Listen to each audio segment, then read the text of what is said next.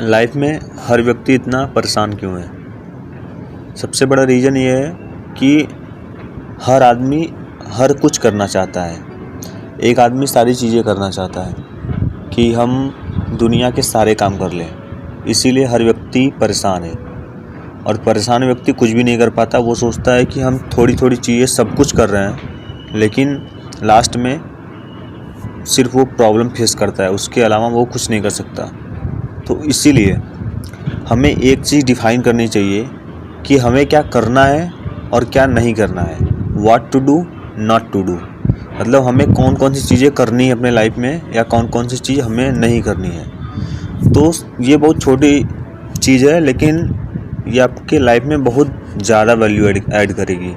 क्योंकि नॉर्मल सी बात है कि अगर आप 10 काम कर रहे हैं तो उसमें 3 या 4 काम आपके लाइफ में इम्पॉर्टेंट होते हैं और 5 या 6 काम ऐसे होते हैं जो कि आप नहीं भी करेंगे तब भी आपकी लाइफ बेहतर चलेगी।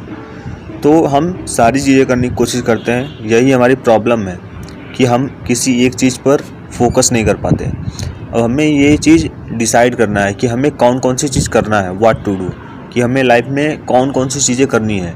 हाँ, या वो छोटी हो या बड़ी हो, ये बहुत ज़्यादा मायने रखता है कि आदमी छोटी चीज़ों को इग्नोर करता है और छोटी छोटी चीज़ें ही मिल के हमारे एक हैबिट को तैयार करती हैं और हमारी हैबिट हमारे लाइफ को तैयार करती है। तो हमें ये चीज़ें डिसाइड करनी चाहिए कि डेली या वीकली या मंथली हमें कौन कौन सी चीज़ें करनी है।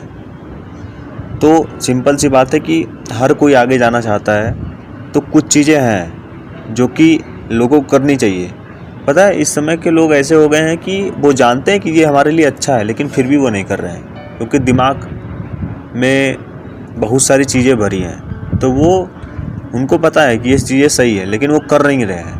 क्योंकि जब हम अच्छी चीज़ें करते हैं ना, तो हमें रिजल्ट तुरंत नहीं मिलता है, हमें रिजल्ट बहुत दिन बाद मिलता है। तो इसीलिए इस समय के व्यक्ति को रिजल्ट इंस्टेंट चाहिए, तुरंत चाहिए।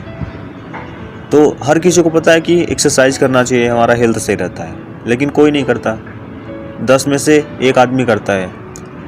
और हर किसी को पता है कि हमें किताब पढ़ना चाहिए, किताब से हमें नॉलेज मिलती है, लेकिन कोई नहीं पढ़ता। 100 में से 3-4 आदमी पढ़ते हैं।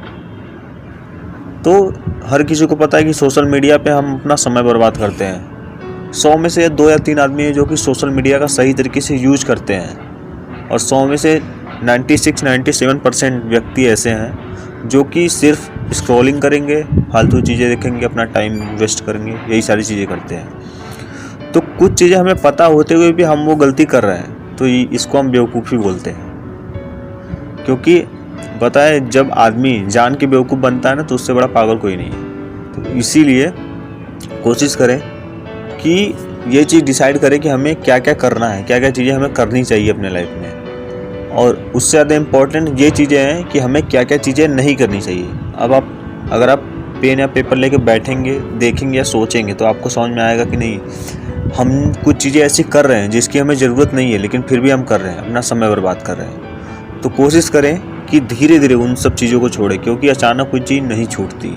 अगर कोई भी काम आप 2 या 3 साल 4 साल से कर रहे हैं, तो आप सोचिए कि आप उसको अचानक छोड़ दें, तो ये इम्पॉसिबल है। तो इसीलिए कोशिश करें कि धीरे धीरे उसे कम करने की कोशिश करें, और जब धीरे धीरे आप कम करेंगे तो वो चीज़ आप कुछ दिन बाद आप छोड़ सकते हैं। तो ये बहुत इम्पोर्टेंट चीज़ है कि हमें लाइफ में क्या करना है, हमें डेली क्या करना है और क्या नहीं करना है, इसे हम डिसाइड करें और इसे हम लिखें।